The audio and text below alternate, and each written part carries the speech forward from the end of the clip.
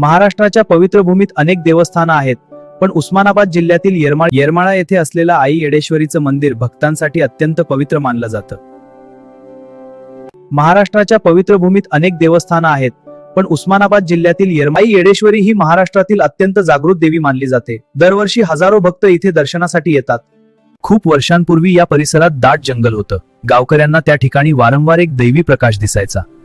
एका भक्ताला रात्री स्वप्नात देवीने दर्शन दिलं आणि सांगितलं, मी या भूमीत वास करते.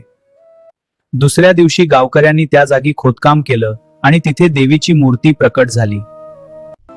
यानंतर त्या ठिकाणी देवीचं भव्य मंदिर बांधण्यात आलं आणि त्या देवीला नाव दिलं आई येडेश्वरी. आजही लाखो भक्त आई येडेश्वरीच्या दर्शनासाठी येथे येतात. नवरात्रीच्या काळात येथे भक्तांची प्रचंड गर्दी असते आणि संपूर्ण परिसर भक्तिमय वातावरणाने भरून जातो. भक्तांचा विश्वास आहे की आई येडेश्वरी मनापासून केलेली प्रार्थना नक्की ऐकते.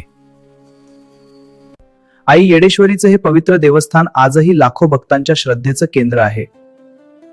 आई येडेश्वरीची ही कथा आपल्या संस्कृतीचा अमूल्य वारसा आहे. जय आई येडेश्वरी. जर तुम्हाला आई येडेश्वरीवर श्रद्धा असेल तर कमेंटमध्ये लिहा जय येडेश्वरी.